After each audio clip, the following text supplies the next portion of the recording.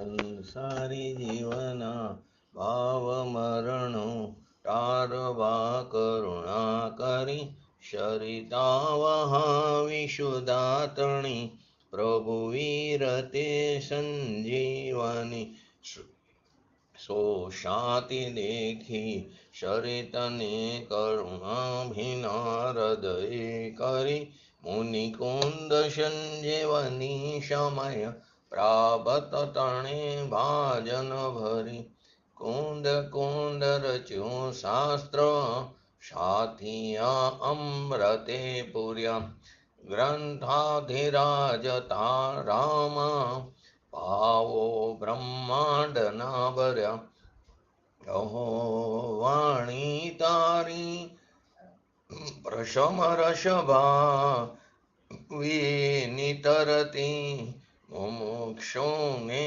પાતી અમૃત રસ અંજલિ ભરી ભરી અનાદિની મૂર્છા વિશતણી ત્વરાથી ઉતરતી વિભાવેથી થંભી સ્વરૂપ ભણી દોડે પરિણતિ તુષે નિશ્ચય ગ્રંથ ભંગ સગરા વ્યવહારના ભેદવા તું પ્રજ્ઞાશીણી જ્ઞાનને ઉદયની સંદેશહો છેદવા સાથી સાધકનો તુમ્હાનું જગનો સંદેશમાં વીરનો વિષામો ભવક્લાંતના હૃદયનો તું પંથ મુક્તિતણો શોણે તને રસ નિબંધ શિથિલ થાય જાણે તને હૃદય જ્ઞાની તણા જણાય તું રૂચતા જગતની રુચિ આરસે સૌ તું રીઝતા શકલ જ્ઞાયક દેવ રીસે બનાવું પાત્ર કુંદનના રત્નોના અક્ષરો લખી તથાપી કુંદ સૂત્રોના અંકાએ મૂલ્ય ના કદી તથાપી કાનવાણીના અંકાએ મૂલ્ય ના કદી નમો વેંકટણં નમો સિદ્ધણં નમો હિરણં નમો વજણં નમો લય સવસાવણં ચતારી મંગલમ અરિહંતા મંગલમ સિદ્ધા મંગલમ શાહુ મંગલમ કેવલી પંતો ધમ્મો મંગલમ ચતારી લુગુટમાં અરિહંતા લુગુટમાં સિદ્ધા લુગુટમાં શાહુ લુગુટમાં કેવલી પંતો ધમ્મ લુગુટમાં ચતારી શરણ ભોજામી અરિહંતે શરણ ભોજામી સિદ્ધે શરણ ભોજામી શાહુ શરણ ભોજામી કેવલી પંતો ધમ્મો શરણ ભોજામી ઓમ નમો અરિહંતાણમ.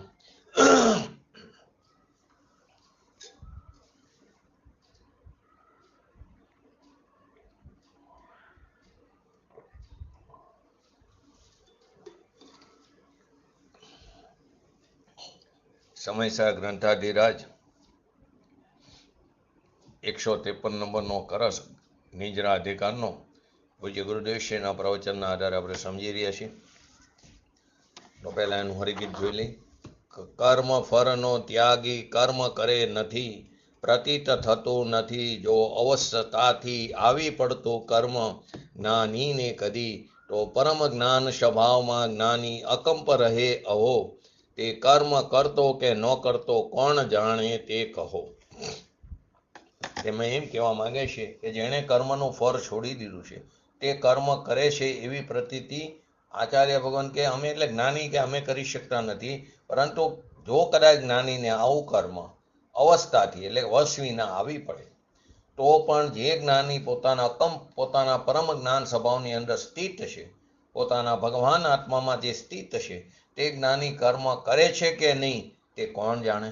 અહીં કોણ જાણે કહેવાનો અર્થ એમ નથી કે જ્ઞાનીજન અથવા સર્વજ્ઞ પરમાત્મા પણ આ વાત નથી જાણते, એમ નથી કહેવાનો મતલબ આચાર્ય ભગવંતનો, પરંતુ એમ કહેવા માગે છે કે આ વાતની ઊંડાણને, આ વાતની ગંભીરતાને, આ વાતના મર્મને અજ્ઞાની જન નથી જાણતા.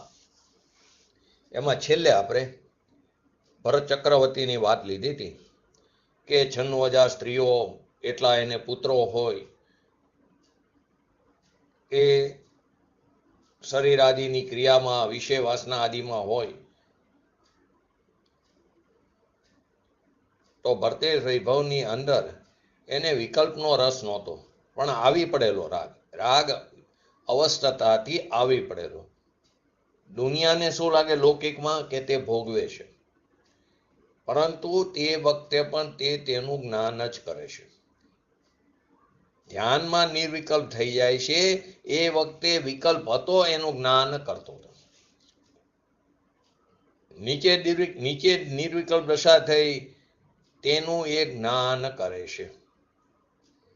જેણે આત્માના રસ ચડ્યા છે એને આ બધું કેવું લાગે? પૂજ્ય ગુરુદેવશ્રીની ભાષામાં મસાણમાં હાડકા અને આસપૂસ દેખાય એના જેવું લાગે છે.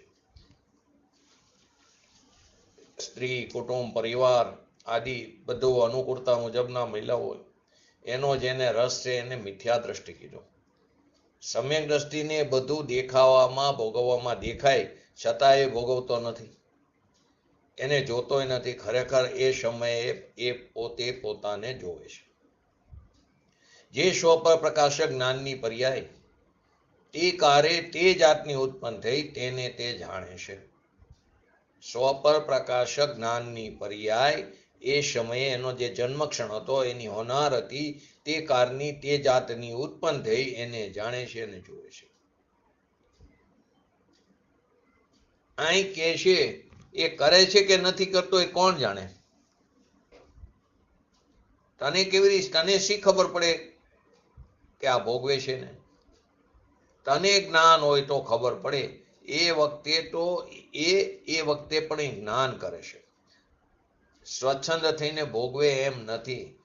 સ્વતંત્ર જ્ઞાન કરીને રાગને જાણે છે. એ રાગને પણ જ્ઞેય તરીકે જાણે છે. જ્ઞાનને સ્વતંત્ર કરીને જ્ઞાનનો કર્તા થઈને જ્ઞાનનું કાર્ય કરે છે. એ રાગ અને દેહની ભોગની ક્રિયા દેખાય એને કારણે અહીંયા જ્ઞાન થયું છે એમ નથી. એવી રીતે લોકાલોક છે માટે કેવળ જ્ઞાન થયું છે એમ નથી. કેવળ જ્ઞાન છે માટે લોકાલોક જણાય છે એમ પણ નથી. એ રાગ અને દેહની ભોગની ક્રિયા દેખાય એને કારણે સ્વ પર પ્રકાશક જ્ઞાન થયું એમ નથી.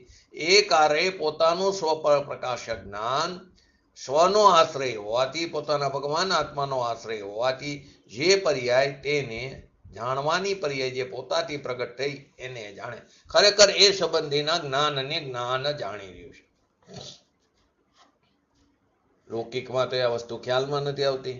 એ તો ત્યાગી થઈને બેઠો હોય, નગ્ન દિગંબર મુનિ પણ હોય, વસ્ત્ર ન હોય, પાત્ર ન હોય, પરંતુ મહાવ્રતનો રાગનો કણ આવે મારો છે એવો સૂક્ષ્મ રાગમાં કરતા પણ કરેલું છે.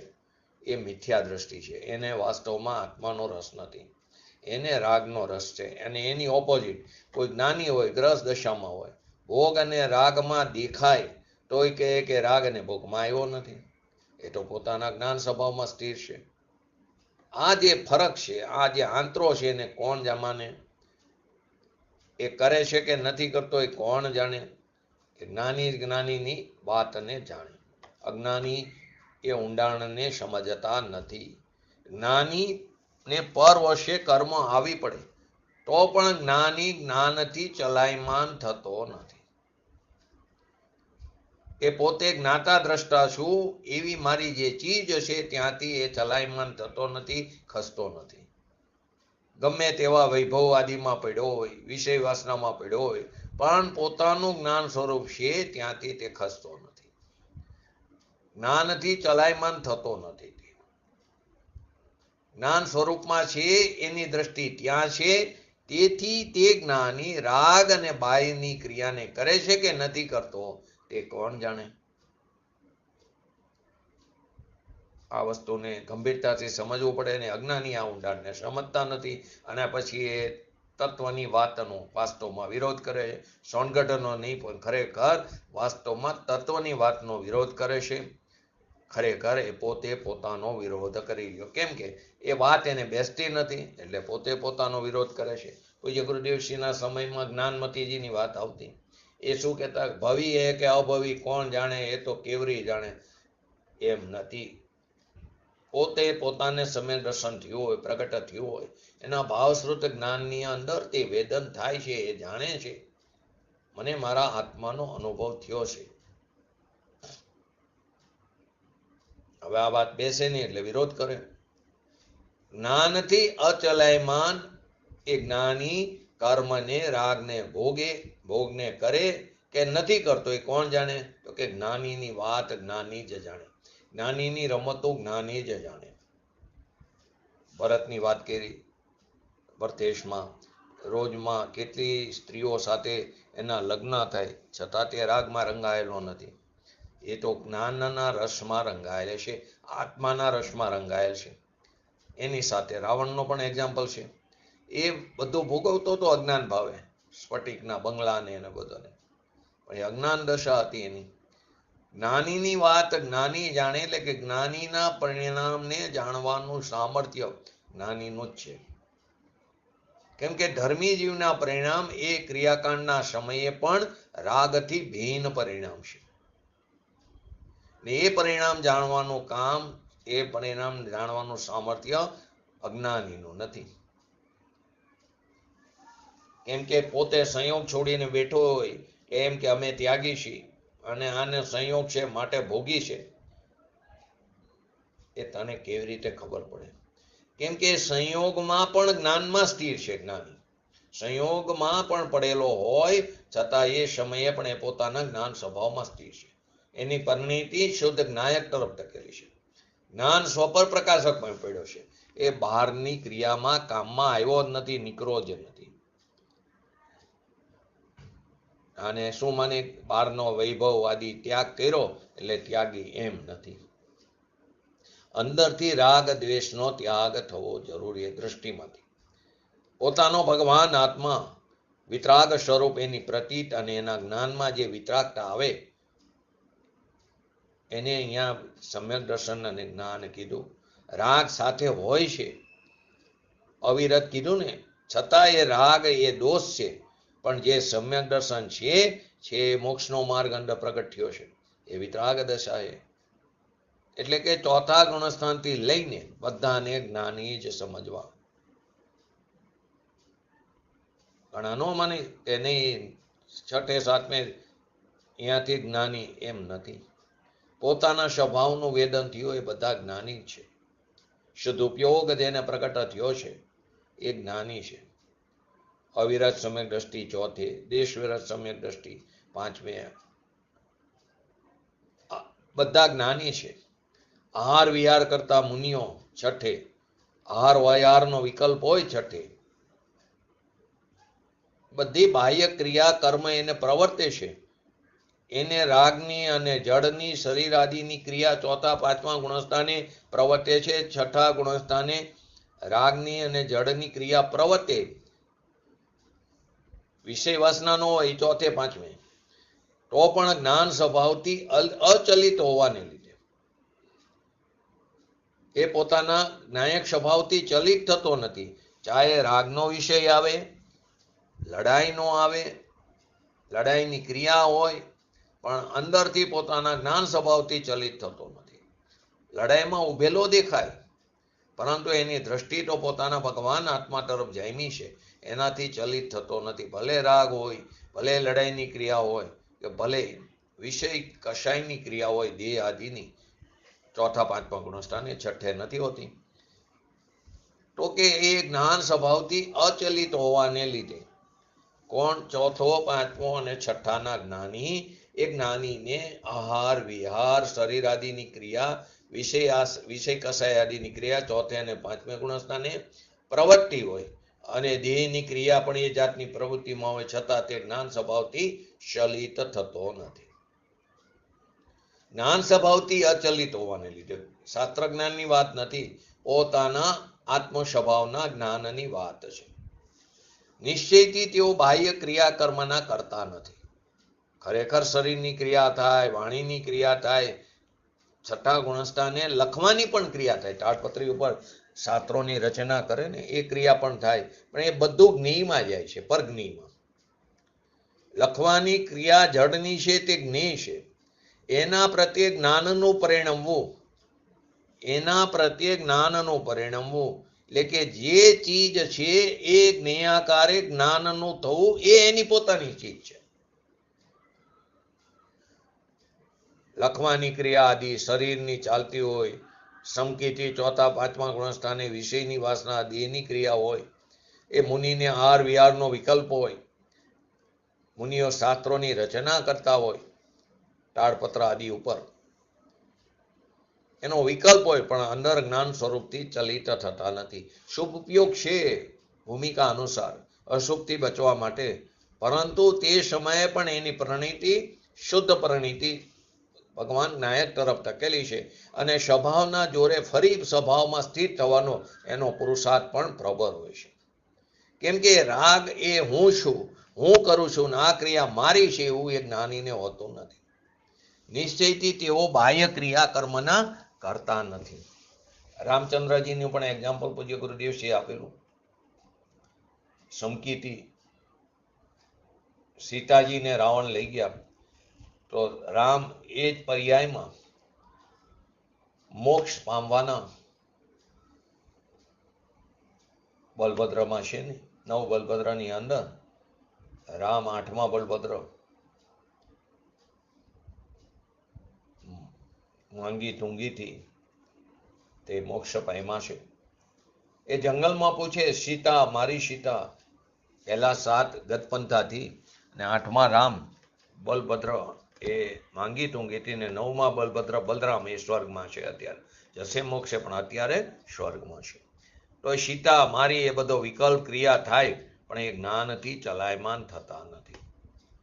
આવે ને કે 6 મહિના સુધી લક્ષ્મણના શબને લઈને ફરે, એ પર્યાયમાં મોક્ષે જનારા રામની વાત ચાલી રહી છે. અસ્તિત્વનો રાગ આવી ચડે છે. એ અંદર જ્યાં જ્ઞાતા દ્રષ્ટાનો સ્વભાવ પ્રતીતિમાં અનુભવમાં આવ્યો, જ્ઞાનમાં જ્ઞેય તરીકે જ્યાં આવ્યો, હવે એમાંથી સ્વજ્ઞેય તરીકે એમાંથી ચલાયમાન કેમ થાય? ગમે તેવી રાગની પ્રવૃત્તિ હોય, દેહની પ્રવૃત્તિ હોય, પણ એ ચલાયમાન થતા નથી. 6 ખંડને સાધવા ચક્રવર્તી શંકિતી નીકળે, 96 કરોડ પાયદર સાથે હોય, ચક્રવર્તી શંકિતીની વાત છે.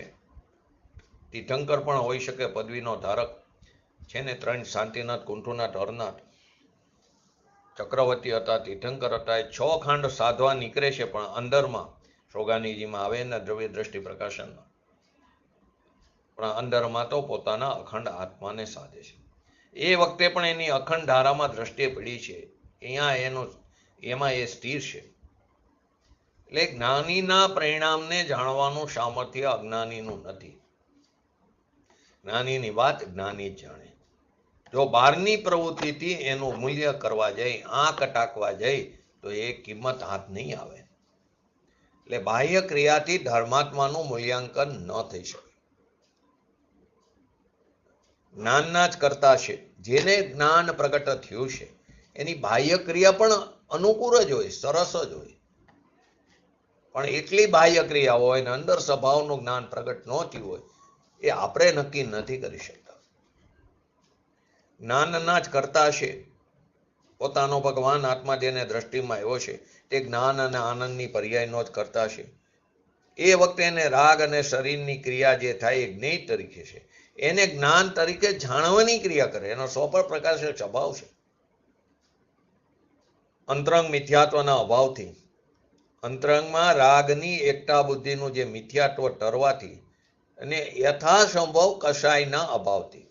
યથાસંભવ એટલે કીધું ભૂમિકા અનુસાર 4થે ગુણસ્થાને અનંતાબંધી, 5મા ગુણસ્થાને અનંતાબંધી, અપ્રત્યાખ્યાન, 6થા ગુણસ્થાને પ્રત્યાખ્યાન, 3ની વાત છે મુખ્યત્વે. તો કે 4થે ગુણસ્થાને અનંતાબંધીનો અભાવ, 5મે અનંતાબંધી અપ્રત્યાખ્યાનનો અભાવ, 6થે આ 2 અને પ્લસમાં પ્રત્યાખ્યાનનો અભાવ. તેથી યથાસંભવ કીધું.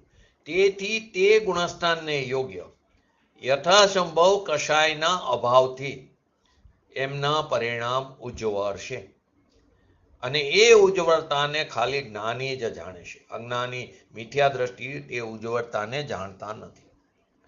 એ તો બાહ્ય ક્રિયાને જોવે, જો આ કરે છે કરે છે નહીં, ખરેખર એને થાય છે. પૂજ્ય ગુરુદેવ શ્રી સિમંદર ભગવાનની ભક્તિ કરતા દેખાય તો કે ભગવાનની ભક્તિ કરતા નથી, થાય છે, સહજપણે થાય છે. એને પણ એ જાણવાનું ખરેખર કામ કરે છે.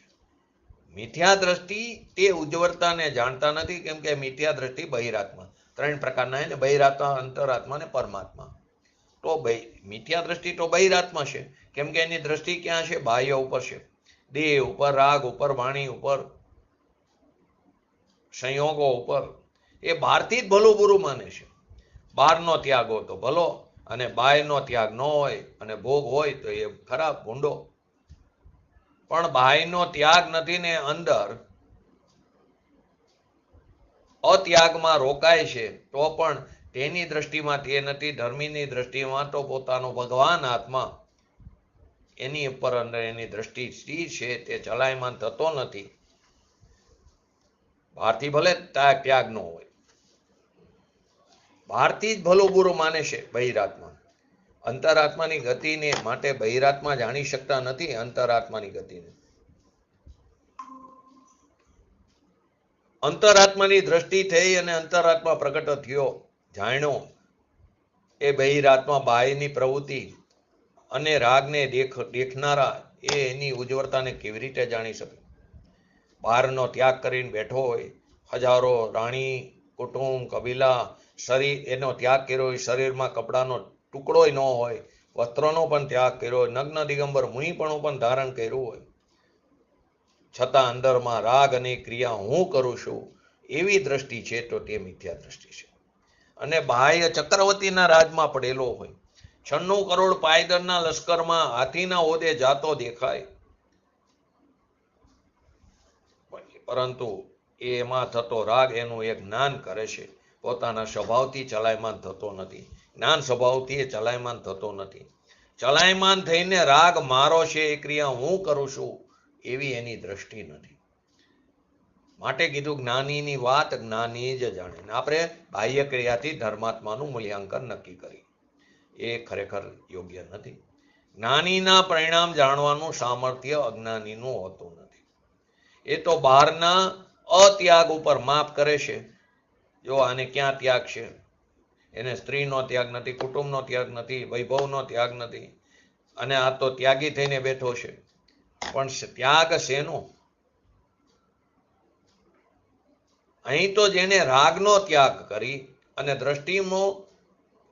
દ્રષ્ટિની અંદર પોતાના ભગવાન આત્માનો જેને સ્વીકાર કર્યો છે, એ સમ્યક દ્રષ્ટિની રાગની પ્રવૃત્તિ એને દેખાય ભૂમિકા અનુસાર, પરંતુ એનો એ સ્વામી નથી.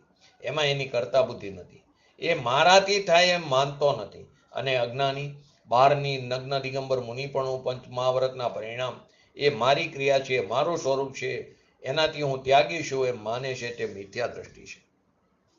આ રીતે આપણે 153 નંબરનો કળશ પૂજ્ય ગુરુદેવશ્રીના પ્રવચનના આધારે સમજ્યા. હવે 154 નંબરનો કળશ, જેને આપણે સંક્ષિપ્તમાં જોઈ લીધું, એ પૂજ્ય ગુરુદેવશ્રીના પ્રવચનના આધારે 154 નંબરનો કળશ પણ જોઈ લીધું. 3 લોકને ભય ચલિત કરતો વજપાત થતો ભલે, પણ ભય રહિત સમ્યક દ્રષ્ટિ જીવ શંકા ન કરે. નિજ જ્ઞાન દેહ અવધ્ય જાણી જ્ઞાનથી ચ્યુત થાય ના, બસ છે સમર્થ સુદ્રષ્ટિઓ આ પરમ સાહસ ખેડવા. કે જેના ભયથી ચલાયમાન થતા, ખર ભરી જતા 3 લોક પોતાનો માર્ગ છોડી દેશે. ધારો કે અત્યારની પરિસ્થિતિ જો, આજની દુનિયામાં ઠેક ઠેકાણે સંસારની અસારતાનો ખ્યાલ આવે, ઠેક ઠેકાણે યુદ્ધો ચાલી રહ્યા છે, મિસાઇલો પડતી હોય, લોકો ખર ભરી જાય. એ 3 લોક પોતાનો માર્ગ છોડી દે છે, એવો વજપાત થવા માંડે, છતાં સમ્યક દ્રષ્ટિ જીવો સ્વભાવથી જ નિર્ભય હોવાને લીધે સમસ્ત શંકાને છોડીને પોતે પોતાને, એટલે કે પોતાના ભગવાન આત્માને, એનું જે જ્ઞાન સ્વરૂપી જે શરીર છે, એ શરીર અવધ્ય, એટલે ક્યાંયથી કોઈથી હણી શકાય નહીં એવું જાણતો ટકો એ જ્ઞાનથી ચ્યુત થતા નથી. ને આવું પરમ સાહસ કરવાને માત્ર સમ્યક દ્રષ્ટિઓ જ સમર્થ છે. જો અત્યારે મેં આ એક્ઝામ્પલ આપ્યું, એમાં સમ્યક દ્રષ્ટિને પણ લઈ શકો. કોઈ સમ્યક દ્રષ્ટિ જીવ હોય, એ પણ ધારો કે અત્યારે મિસાઇલ આવે એવો 10 મિનિટ પહેલા સાયરન વાગી, એ બધા દેશોમાં તો વ્યવસ્થા છે, કેમ કે આવું બધું અવારનવાર થતું હોય તો લોકો બંકરમાં દોડે છે. તો જ્ઞાની પણ દોડતો દેખાય, પરંતુ તે સમયે પણ એની દ્રષ્ટિ તો ભગવાન આત્મા, આ જે કંઈ થાય છે એ મારા શરીરને થાય છે, મને કંઈ થતું નથી, આવી એને દ્રઢતા હોય છે. બાહ્ય ક્રિયાથી નક્કી ન કરી શકાય. સમ્યક દ્રષ્ટિ નિશંક ગુણ સહિત હોય છે. તેથી ગમે તેવા શુભાશુભ કર્મના ઉદય વખતે પણ, શુભ કર્મનો કે અશુભ કર્મનો ઉદય હોય એ વખતે પણ તેઓ જ્ઞાન રૂપે જ પરિણમે છે. જેના ભયથી 3 લોકના જીવો કંપી ઉઠે છે, ખર ભરી જાય છે અને પોતાનો માર્ગ છોડી દેશે, એવો વજીપાત થવા છતાં સમ્યક દ્રષ્ટિ જીવ પોતાના સ્વરૂપને જ્ઞાન શરીર વાળું માનતો ટકો જ્ઞાનથી ચલાયમાન થતો નથી. અત્યારે કોઈ એમ કે તમે સાચા માર્ગને છોડી દો તો અમે તમારી આયુષ્યને બક્ષી દઈ, અમે તમારા ઉપર હુમલો નહીં કરી.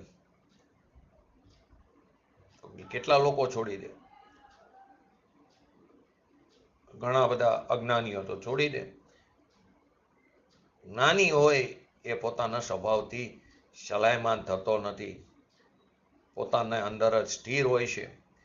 એ કોઈ પણ હિસાબે સાચા દેવ શાસ્ત્ર ગુરુથી એ વિમુખ થતો નથી, બહારથી ને અંદરથી પોતાના ભગવાન આત્માથી. તો કે ખર ભરી જાય, પોતાનો માર્ગ છોડી દે, સાચો માર્ગ. આવો વજીપાત થવા થતા સમ્યક દ્રષ્ટિ જીવ પોતાનો સ્વરૂપને જ્ઞાન શરીર વાળું માનતો થકો, એની માને કે આ અવત્ય છે, કોઈથી હણી શકાય એવું નથી, માટે જ્ઞાનથી ચલાયમાન થતો નથી. એને એમ શંકા નથી થતી કે વજીપાતથી મારો નાશ થઈ જશે. એને ખ્યાલ છે આ નાશ થશે, પર્યાયનો નાશ થશે, અને પર્યાયનો તો સ્વભાવ છે વિનાશનો. ભગવાન આત્મા તો અજર અમર છે. અન્ય મતમાં પણ કહે છે, શમશાનમાં જાઓ તો બધે ઠીક ઠેકાણે બોર્ડ ઉપર પણ લખેલું હોય છે, બરાબર. તો પર્યાયનો વિનાશ થાય એ તો ઠીક છે, કારણ કે તેનો તો વિનાશક સ્વભાવ જ છે પર્યાયનો તો. માટે આ કળશની રચના કરી આચાર્ય ભગવંતે, કે જેના ભયથી ચલાયમાન થતા ખર ભરી જતા 3 લોક પોતાનો માર્ગને છોડી દેશે. ભયમાં આવી જાય, જ્યાં ઉપસર્ગને જોવે, પરીશને જોવે, એ પોતાના માર્ગથી છૂટી જાય છે. મુનિને આપણે આવે ને કે અઢી દીપમાં એવો એક પણ તરસું એવી બાકી નથી કે જ્યાંથી કોઈ જીવ મોક્ષે ન પામે, મોક્ષે ન કહેવાય. આ પણ એક સિદ્ધાંત છે.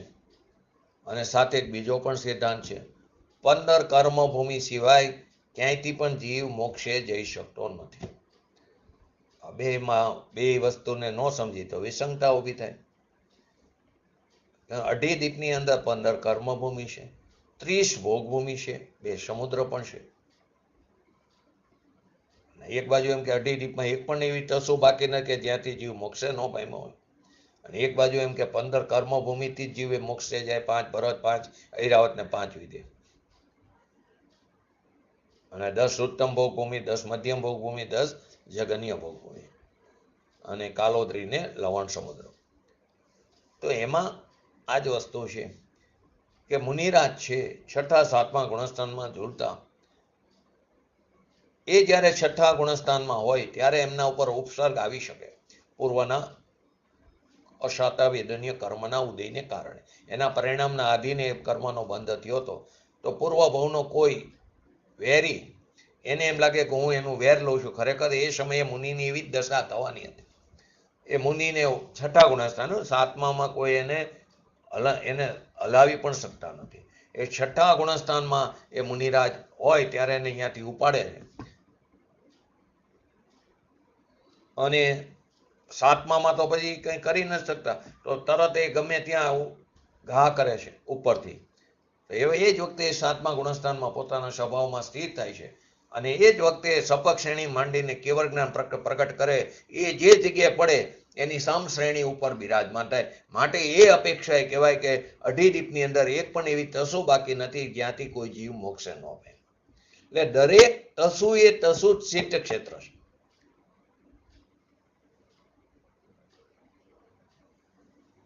તો કે એ મુનિને પણ દરિયાના પાણીમાં નાખે તો એને કંઈ અડતો નથી. અજ્ઞાની હોય માર્ગ છોડી દે. કોઈ અજ્ઞાનીને ઉપાડ્યો જો તું હું કહું એમ નહીં કર તો હું પછી નીચે ઘા કરું, ભાઈ તું કેમ કરીશ, અમને તો આ દુઃખ આવ્યા, અમને તો આવા પરીક્ષો આવ્યા, માટે અમે અમારા આત્મધર્મથી છૂટા થઈ ગયા. એમ એ નથી હોતું. જ્ઞાની અજ્ઞાની થઈ જાય, છૂટી જાય છે. એવો વજીપાત એને આવી ચડે, શરીરના ઘાણ ભરી જાય છતાં સમ્યક દ્રષ્ટિ જીવો એ પોતાના સ્વભાવથી ચ્યુત થતા નથી. પરિણીતિ શુદ્ધ જ્ઞાયકથી એને ફરતી નથી. ઘણા એમ કે નિશ્ચય સંકિત છે એ જાણવામાં આવે નહીં માટે અમે આ બધો વ્યવહાર કરી છે.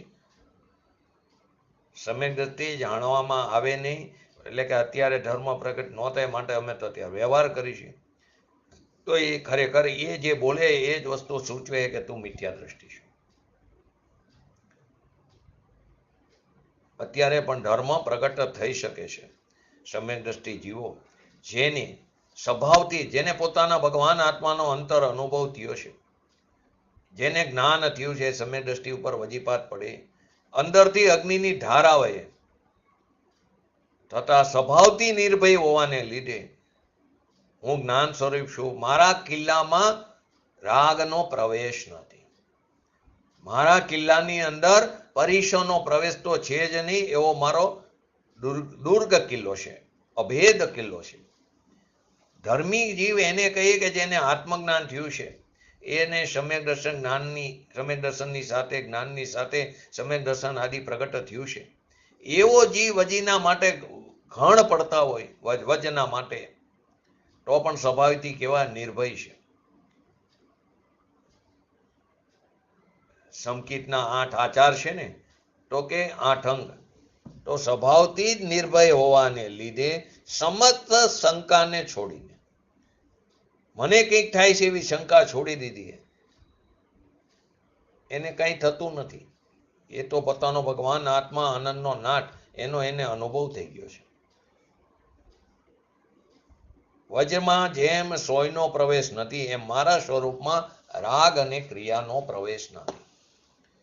એવો સ્વભાવથી એ નિર્ભય છે સંકિતી. માટે સમસ્ત શંકાને છોડીને પોતે પોતાને એટલે પોતાના ભગવાન આત્માને, જે એનું જ્ઞાન શરીર છે, જ્ઞાનરૂપી, એ જ્ઞાનરૂપી શરીર તે હું છું. રાગ નહીં, શરીર નહીં, ઔદારિક વૈકરિક તેજસ એ શરીર નહીં, કારમાન શરીર નહીં, મારું જ્ઞાન શરીર છે, જ્ઞાનરૂપી શરીર. આ શરીર જડ શરીરની વાત નથી. જાણક સ્વભાવનો પિંડ ભગવાન આત્મા જે અવધ્ય છે, એ જ્ઞાનરૂપી શરીર અવધ્ય છે, કોઈથી હણી શકાય એવું નથી. આ શરીરને હણે કે ન હણે એ તો જડની ક્રિયા છે. પરંતુ મારું જે શરીર જ્ઞાન અને આનંદનો સ્વરૂપનો પુંજ ભગવાન આત્મા, જાણપણું જે મારો સ્વભાવ છે, જાણક, એને કોઈ હણવા સમર્થ નથી. 3 લોકમાં હણી શકાય એવું નથી. મારો જ્ઞાન સ્વભાવ શરીર તે કોઈથી હણી શકાય નહીં એવું મારું ચૈતન્ય શરીર છે. આ વસ્તુને જીવ સમજતા નથી. જ્ઞાનથી ચ્યુત થતા નથી એવું જાણતા ટકા મારું જ્ઞાનરૂપી જે શરીર છે, હણી શકાય નહીં એવું છે એવું જાણતા ટકા હું તો કેવો છું, જ્ઞાનરૂપી શરીર છે. રાગ અને શરીર એ તો મારી ચીજમાં છે જ નહીં, એ હું નથી. હું તો જ્ઞાન ચૈતન્ય નાયક રૂપી મારું શરીર છે, જે કોઈથી હણી શકાય એવું નથી. એવો મારો કિલ્લો કેવો છે? દુર્ગ એટલે અભેદ કિલ્લો છે. જેમાં વિકલ્પ અને શરીરની ક્રિયાનો પ્રવેશ નથી. જેમ મોટો પથ્થરનો કિલ્લો હોય એમાં પ્રવેશ ન હોય, એ મારો ભગવાન આત્મા, ચૈતન્ય ભગવાન આત્મા એક દુર્ગ કિલ્લો છે, એની અંદર રાગ અને ક્રિયાનો પ્રવેશ નથી. 8 વર્ષની બાલિકા હોય, એ સમ્યક દર્શન પામે તો એને આ જ્ઞાનમાંથી ચરે એ વસ્તુ નથી. એ લગ્ન કરતી દેખાય, એ લગ્નનો રાગ આવે અને એ ક્રિયામાં હું શું એમ નથી. મારું સ્વરૂપ તો જ્ઞાન છે, એમાંથી એ ચરતા નથી. એ જીવ પોતાનો ભગવાન આત્મા, જ્ઞાન શરીરી, એ મારું શરીર છે. એવા સ્વભાવમાં પરનો પ્રવેશ ને પરનો ભય કંઈ છે જ નહીં. એથી જ્ઞાનથી ચ્યુત થતા નથી. આવું મારું અવધ્ય જ મારું સ્વરૂપ છે, કોઈથી હણી ન શકાયું. એવું જાણતા થકા પરથી, રાગથી, ક્રિયાથી નો અણે એવો મારો સ્વભાવ છે, એ જાણતા થકા જ્ઞાનથી ચ્યુત થતા નથી. પૂજ્ય ગુરુદેવ શ્રી એક્ઝામ્પલ સૈનિક રાજાનું પણ અવારનવાર આપતા. સૈનિક રાજા શાહી શમકીતી હતા, માથું જેલની અંદર ફોડ્યું, ભટકાડ્યું, હીરો ચૂસ્યો, છતાં જ્ઞાનથી ચલાયમાન નહોતા. શાહી શમકીતી હતા, ચલાયમાન થતા નથી. એ રાગનો ભાવ આવ્યો એમને ચૂસવાનો, દેહની ક્રિયા પણ થઈ, માથું ભટકાડવાની, પણ મારું ચૈતન્ય શરીર છે એમાં થયું નથી, એ મને થયું નથી. એમ જ્ઞાનથી ચલાયમાન એવા પ્રસંગમાં પણ તે જ્ઞાનથી ચલાયમાન થતો નથી. ને આપણે બાહ્ય ક્રિયાથી નક્કી કરી બેસી. મુનિઓને આવે ને પ્રથમા યુગમાં ઘાણીમાં પી લે, પણ એ પોતે જ્ઞાન સ્વરૂપી મારો નાથ, એમાંથી એ ચલાયમાન થતો નથી. કેમ કે એની દ્રષ્ટિ ભગવાન આત્મા ઉપર પડેલી છે. નાયક સ્વભાવ એવું મારું સ્વરૂપ, એમાં દ્રષ્ટિ હોવાથી સંયોગના ગમે એવા પ્રસંગો આવે પણ જ્ઞાન સ્વરૂપથી ચરતો નથી. જેની આપણે તો જરા અનુકૂળતા આવે તો રાજી રાજી થઈ જાય, પ્રતિકૂળતા મળે તો ખેદ આવે જાય. એ બધા જ્ઞાનથી આપણે ચરી જઈશું. સનતકુમાર ચક્રવર્તી 96 કરોડ પાયદળ, 96,000 સ્ત્રી છોડીને મુનિ થયા. અંદરના આનંદના કંદમાં જઈને પોતાના ભગવાન આત્માને ભોગવતા હતા. મુનિ થયા અને 700 વર્ષ કોઢ થયો. શરીરના આંગળા ગળતા જાય, છતાં એ પોતાના જ્ઞાન સ્વરૂપથી ચલાયમાન થતા નથી. એ ક્રિયાનો હું જાણનારો છું. એ પણ એને જાણનારો કેવું, એ પણ ખરેખર વ્યવહાર છે. એ ક્રિયા જે થઈ રહી છે એનો હું જાણનારો છું એમ કહેવું પણ એ ખરેખર વ્યવહાર છે. હું તો એના સંબંધીનું જ્ઞાન, જે ક્રિયા સંબંધીનું જ્ઞાન અને મારા સંબંધીનું મારું જ્ઞાન, એને હું જાણનારો છું. હું એમાંથી ચલાયમાન થતો નથી. આવું પરમ સાહસ કરવાને માત્ર સમ્યક દ્રષ્ટિ જ સમર્થ છે. રાગને પોતાનો માનનાર અને રાગની ક્રિયાથી ધર્મ માનનાર એવા મિથ્યા દ્રષ્ટિની આ તાકાત નથી. જેને પોતાનો ભગવાન આત્મા દ્રષ્ટિમાં આવ્યો છે, જેને એનો આદર અને સત્કાર થયો છે, જેને એનું ભાન થયું છે, એને બહારથી ચલાયમાન થાય એવી કોઈ ચીજ એને છે નહીં. માટે અહીં કીધું સમ્યક દ્રષ્ટિ નિશંકિત ગુણ સહિત હોય છે. નિર્ભય સમ્યક દ્રષ્ટિ નિશંકિત ગુણ સહિત હોય છે. સીતાજી સમ્યક દ્રષ્ટિ હતા. રામે શું કીધું? પરીક્ષા આપો. રાવણના ઘરે તું રહીને એવી લોકમાં કીધું એટલે એને કરવું પડ્યો. કોને? રામે. જે પર્યાયમાં એ મોક્ષે જવાના છે, એમને ખબર હતી બધી, પણ છતાં લોક ડરે અને કીધું પરીક્ષા આપો, એકવાર અગ્નિમાં પડો. તો એ સમયે પણ એ સીતા સ્વરૂપથી ચલાયમાન નહોતા. ત્યાં શરીર અગ્નિમાં ઝુકાયું પણ જ્ઞાન સ્વરૂપથી તે ચલાયમાન નહોતા. પૂર્વના પુણ્ય હતા. વર્તમાન બ્રહ્મચર્યને લઈને થયું સતી હતા, એ આરોપથી કથન છે.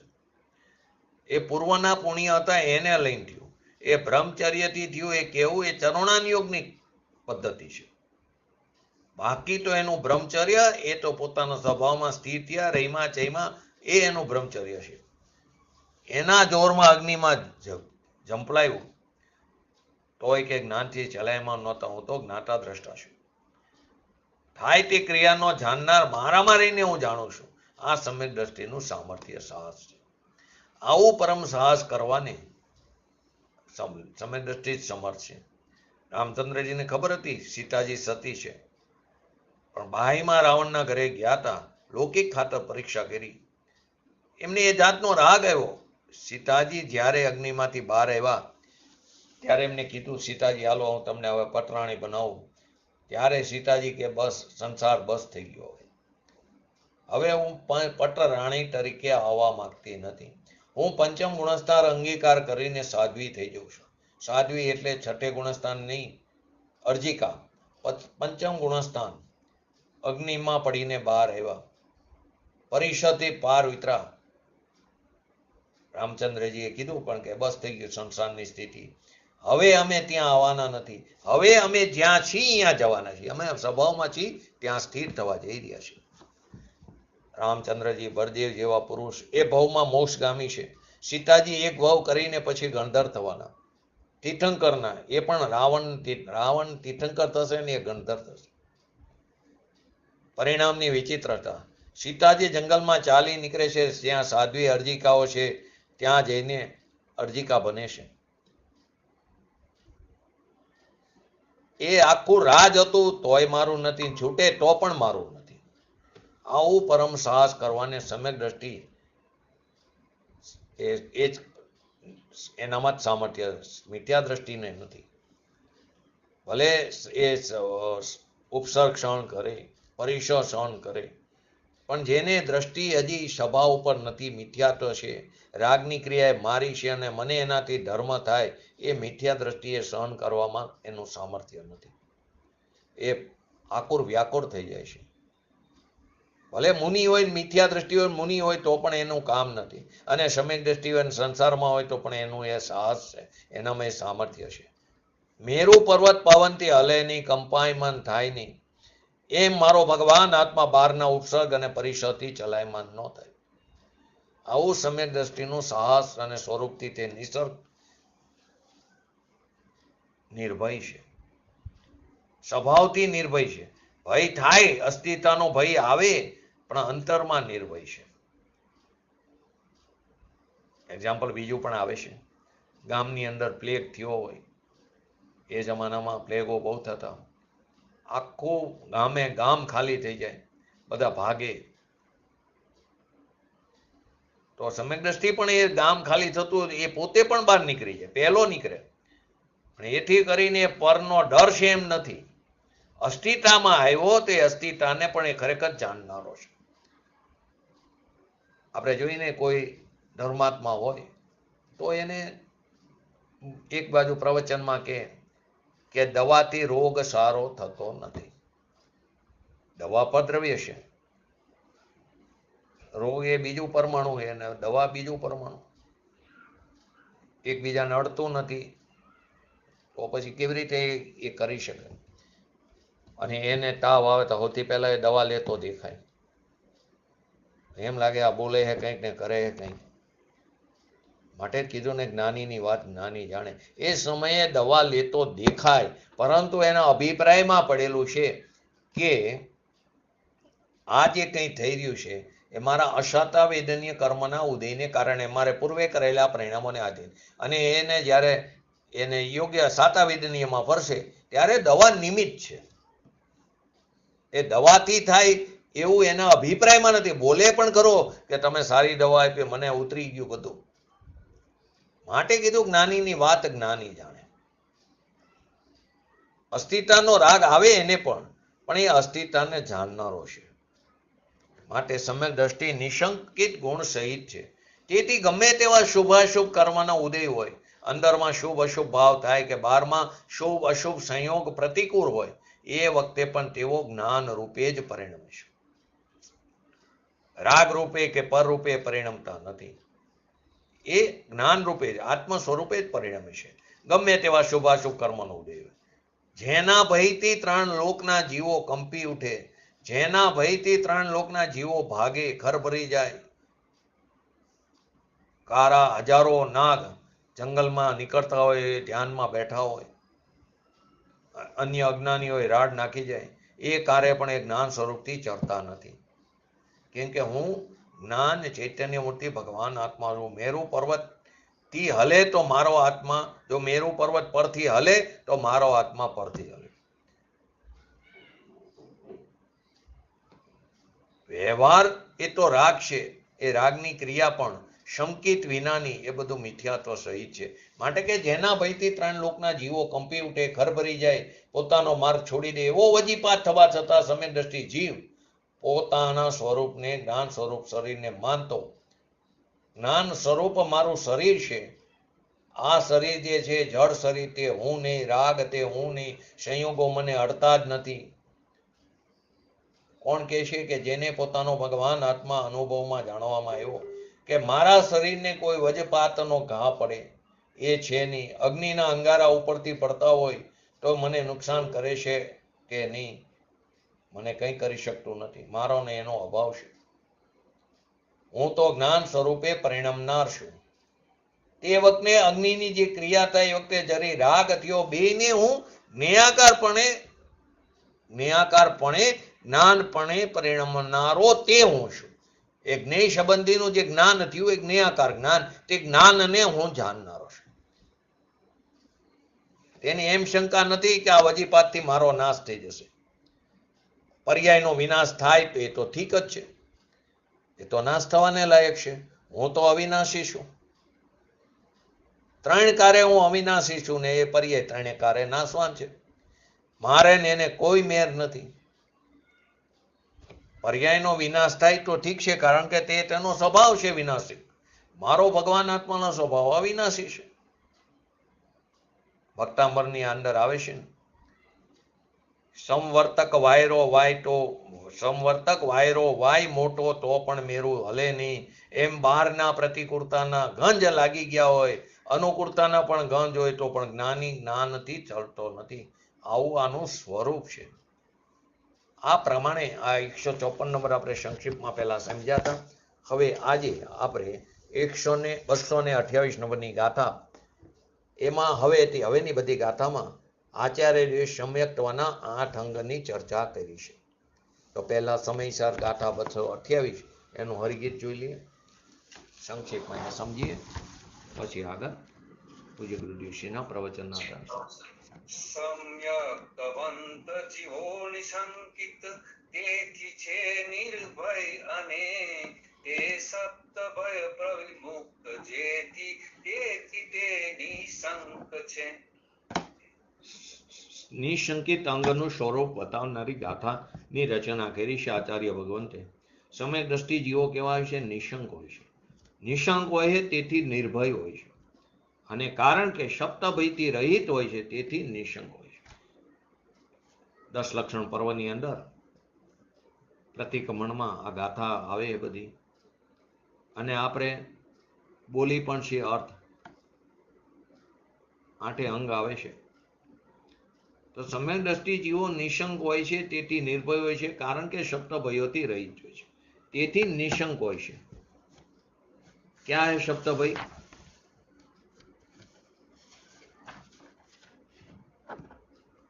કયા પ્રકારના 7 ભયોથી રહિત છે? છાયાબેન, જયંતિભાઈ. સમ્યક દ્રષ્ટિ જીવ એક અકસ્માતનો ભય, મૃત્યુ ભય, બરાબર. બે ત્રણ યાદ છે. જેટલા આવે એટલા વાંધો નહીં, યાદ રહેવું જરૂરી નથી, પણ ખ્યાલ હોય તો બોલો એમ.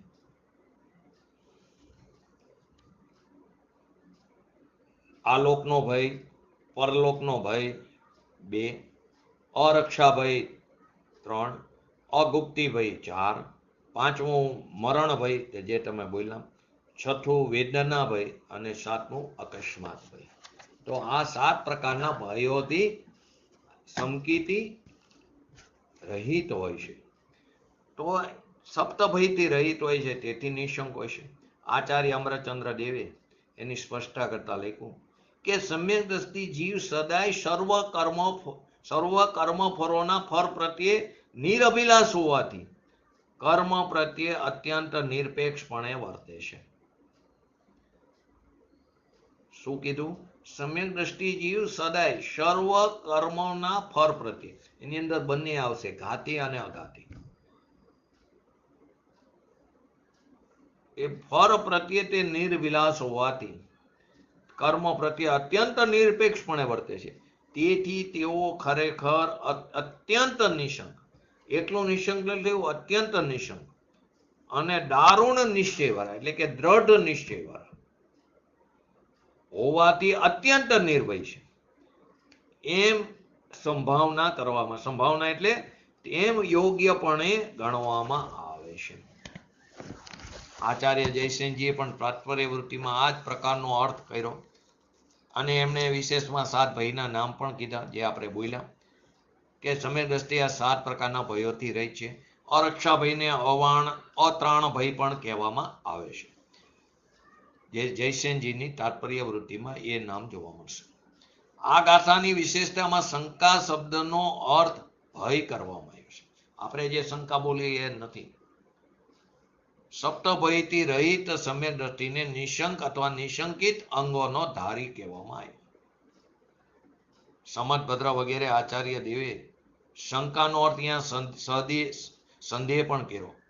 શંકાનો અર્થ આત્મા, પરમાત્મા, સપ્ત તત્વ અને દેવશાસ્ત્ર ગુરુના સ્વરૂપને સારી રીતે સમજીને નિસંદેહ થવાને નિશંકિત અંગ બતાવ્યું. ત્યાં એ રીતે ખુલાસો, પણ બંને વસ્તુ તો એક જ છે.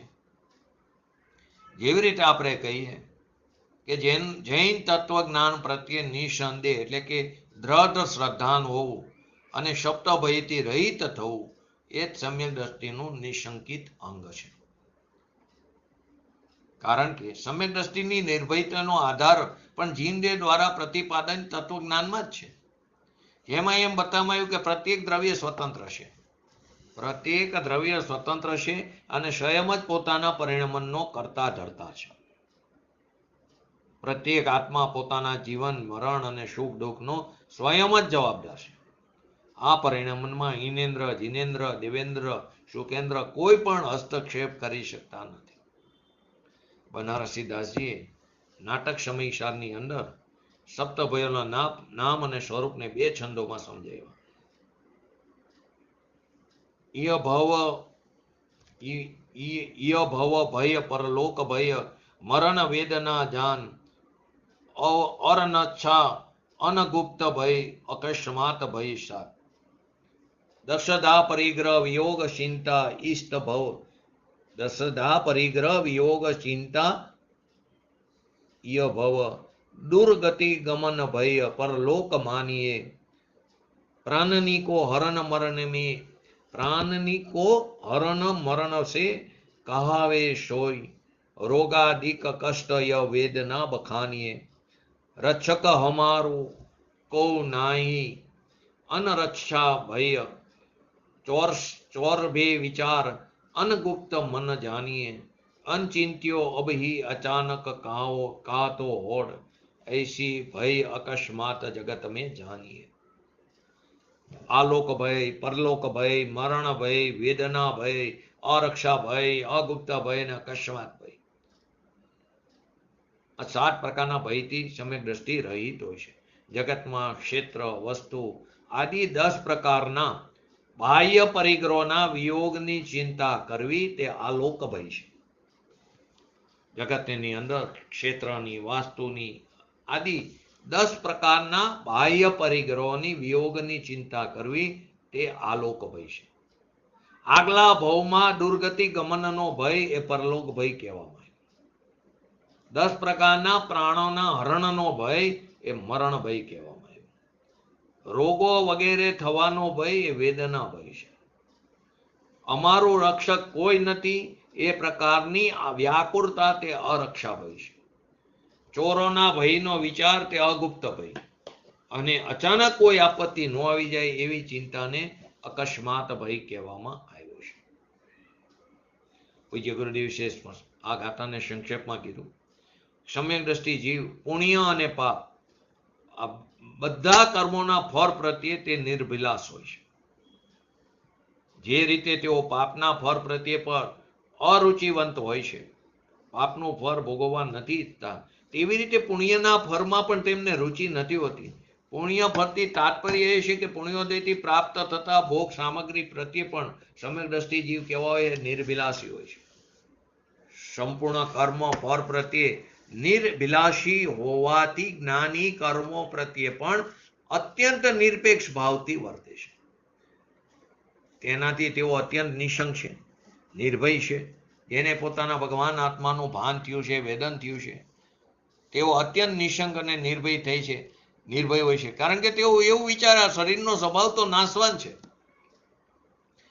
તેથી આ તો નાશને પ્રાપ્ત થશે જ, તથા હું શરીરથી સર્વતા ભિન્ન અનાદિ અનંત ધ્રુવ તત્વ છે. આના ભ્રષ્ટ નષ્ટ થવાથી મારી અથવા આત્માની કાંઈ પણ હાનિ નથી થવાની. આ જ દ્રઢ શ્રદ્ધાના બળ ઉપર જ્ઞાની નિશંક અને નિર્ભય હોય છે. અહીં એક પ્રશ્ન એ પણ થાય, આચાર્ય જયસેનજીએ ચાત્પર્ય વૃત્તિમાં અવસર ઉપર 7 ભાઈઓના નામ અને કવિ બનારસી રાજે તેમના નામની સાથે સ્વરૂપને સમજાવ્યું, પણ તો આચાર્ય અમરચંદ્ર દેવે કેમ એ વાત ન કરી? અમરચંદ્રએ કોઈ ઉપેક્ષા નથી કરી. એમણે 7 વયોના સંદર્ભમાં ગાથાની ટીકામાં 6 કરસની રચના કરી. 7 ભયોની સંદર્ભમાં 6 કરસની રચના કરી, જેમાં સ્વરૂપને સ્પષ્ટ કરતા એ પણ બતાવ્યું કે આ સપ્તભય સમ્યક દ્રષ્ટિને કેમ નથી હોતા. તો પહેલો જે કરસ છે એમાં 2 ભયને ભેગા લીધા છે, આલોક ભય અને પરલોક ભય. તો આપણે આવતીકાલે 6 કરસને સંક્ષિપ્તમાં સમજશું, પછી 228 નંબરની ગાથા આપણે અને આ 6 કરસને પૂજ્ય ગુરુદેવશ્રીના પ્રવચનના આધારે સમજીને આપણે પણ આપણા ભગવાન આત્માની પ્રતીતિ કરી, તેના તરફ દ્રષ્ટિ કરી, એનો સ્વરૂપ અને એ સ્વરૂપનો સ્વીકાર અને સત્કાર કરી શીઘ્ર ને શીઘ્ર વિતરાગતા પ્રાપ્ત કરી એવી પરમ વિરલ ભાવના સાથે આજનો વક્તવ્ય કરું. જય જીનેન્દ્ર. જીનવાણી સ્તુતિ. જયંતિ કાકા તમે બોલજો.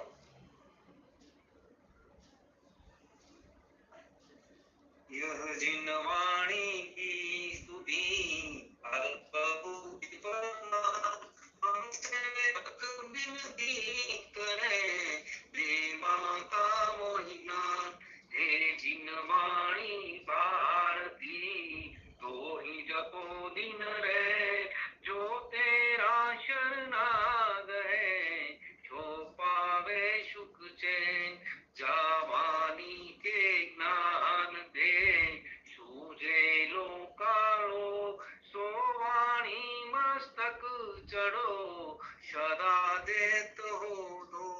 નમો રેંગટાણં નમો સિદ્ધાણં નમો હરણં નમો વચનં નમો લયસો સવણં ચત્તારી મંગલમ અરિહંતા મંગલમ સિદ્ધા મંગલમ શાહુ મંગલમ કેવલી પંતો ધર્મો મંગલમ ચત્તારી લુગુટમાં અરિહંતા લુગુટમાં સિદ્ધા લુગુટમાં શાહુ લુગુટમાં કેવલી પંતો ધર્મો લુગુટમાં ચત્તારી શ્રમ ભજામી અરિહંતે શ્રમ ભજામી સિદ્ધે શ્રમ ભજામી શાહુ શ્રમ ભજામી કેવલી પંતો ધર્મો શ્રમ ભજામી. બોલીએ શ્રી પંચ પરમેષ્ઠી ભગવંતોનો જય. બોલીએ શ્રી જીનવાણી મહાત્મનો જય. બોલીએ શ્રી પરમ પૂજ્ય પ્રમુખકારી શ્રી સદગુરુ દેવનો જય. બોલીએ શ્રી પ્રસમમૂર્તિ ભગવતી માતનો જય. બોલીએ શ્રી સનાતન જૈન દિગંબર ધર્મનો જય. જય